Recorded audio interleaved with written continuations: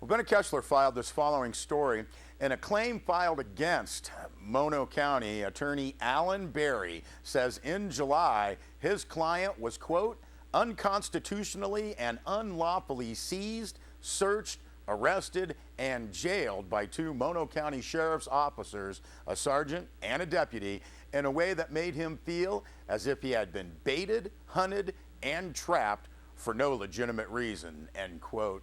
Now, the claim alleges violations of civil rights, fabrication of evidence, false arrest and imprisonment, and violation of Fourth and Second Amendment rights. Mono County Sheriff Ralph Obenberger has declined to comment.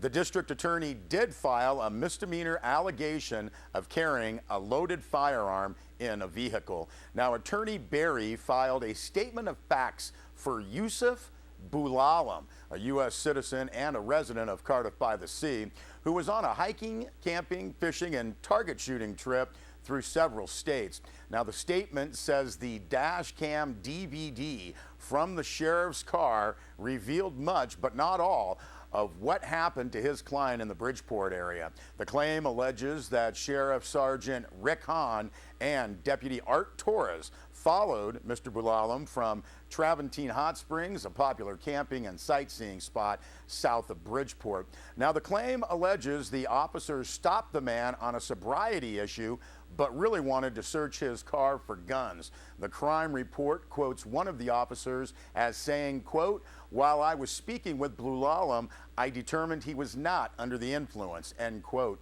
But the incident did not stop there. When asked by officers if he had any firearms, Bulalam told the officer about a rifle under a seat. Now, the claim says the DVD recorded the officer saying, quote, here's my thing, all these guys that camp, you know they've got guns or something on them, end quote. Now, Attorney Alan Berry said after his client told them about it, the officers also found a handgun with a loaded clip. Now, the claim says Bulalam told the sergeant the gun was in a backpack.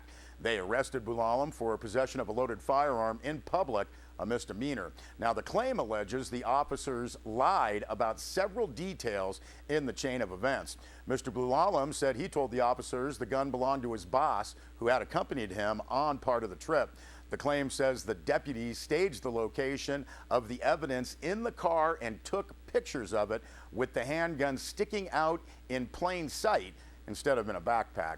Now, the district attorney later filed a misdemeanor complaint against Mr. Bulalam, alleging he unlawfully carried a loaded firearm in a vehicle. Attorney Berry filed motions to suppress what he says is unconstitutionally obtained evidence. That motion is scheduled to be heard on February 24th. And again, Sheriff Obenberger said he would not make any comment. Well, Benny Kessler also filed this story. Early last year, former Los Angeles Police Department officer Ingrid Braun, who lives in Mammoth Lakes, had gone to work for the Mono County Sheriff's Department. The deputy who trained her rated her above average, but Sheriff Ralph Obenberger terminated her 1 week before her probation period ended. Now, Braun has taken out petitions to run against Obenberger for Mono Sheriff.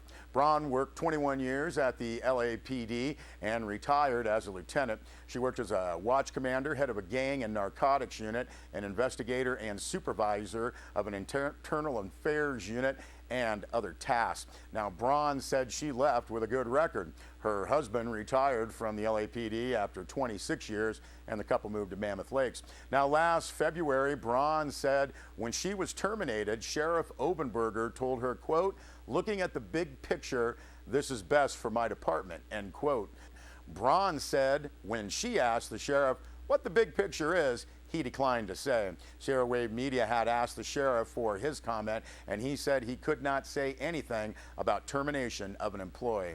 Now, in November, both of the Brauns were sworn in as Level 1 Reserve Mammoth police officers with duties of patrol shifts, special events, follow-up investigations, and coordination of a neighborhood watch program. Now, Ingrid Braun will take the step to run for sheriff.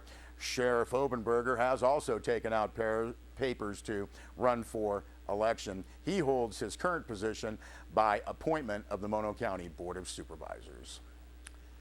Well, Bennett Kessler also filed this report. Los Angeles Department of Water and Power General Manager Ron Nichols has resigned amidst controversy over two organizations that he and the DWP union chief co-managed for the past 3 years. Those groups spent $40 million over 10 years with no explanation on how the money was spent and what was accomplished in spite of demands by the DWP Commission and city officials. Now, the union chief, Brian D'Arcy, has failed to turn over financial records of the controversial organizations and reportedly failed to show up at a meeting of auditors last week. Now, later in the week, a subpoena was issued for the DWP documents from those two organizations. Now, according to Los Angeles Times, in spite of demands from the DWP Commission and others, Nichols, quote, has been unable to produce records showing how two nonprofit trusts created to help improve relations with the utility's largest union have spent more than $40 million in ratepayer money over the last decade, end quote. LA Times also reported that Nichols has struggled with a new $162 million computerized billing system that sent out as many as 70,000 late or inaccurate bills in recent months.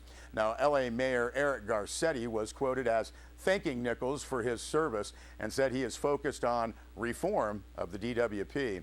Nichols was the 6th general manager of DWP in 5 years. He played a vocal role in attacking the Great Basin Air Pollution Control District with several lawsuits over the Owens Dry Lake.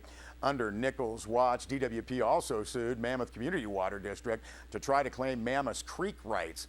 Mammoth ended up paying DWP $3.4 million now and $2.4 million more over 50 years in a settlement.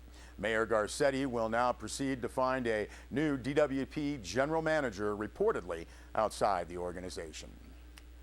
And Bennett Kessler also filed this story in a memo that takes a preliminary look at wells that dried up in West Bishop. Inyo Water Director Bob Harrington concluded at the end of December that, quote, the recent declines in the water table are due to lack of recharge from surface water conveyances, end quote. Now, that initial conclusion leads to concerns over dry years and how water is managed in the Bishop Creek drainage. A 1922 court decision called the Chandler Decree spells out flow requirements from the lakes. Now, in the past, DWP, which operates under the court decree, has allowed variances from its flow requirements when asked by Southern California Edison. This past summer, DWP declined. The lakes nearly dried up and water ditches through West Bishop did dry up. Now, Harrington said he and Water Department staff will continue to investigate what has caused domestic wells to go dry. Harrington said that last week he and others would look at monitoring well 389 east of Barlow Lane and try to get a better picture as to why it dropped dramatically over the past few months. Harrington's preliminary conclusions say the groundwater levels in the South Barlow and Highland Drive area are at their lowest levels since the early 1970s. He also notes that this year well 407 was operated for longer into the fall than is usual, but Harrington doesn't believe this well caused the domestic well problems. Harrington also points to the fact that water ditches in the West Bishop area were cut off in midsummer, which he says, quote, likely contributed to the recent decline in water table elevation in the area, end quote. Now, more on all of these stories and reader comments are available on our website, sierrawave.net. We'll be back with more news.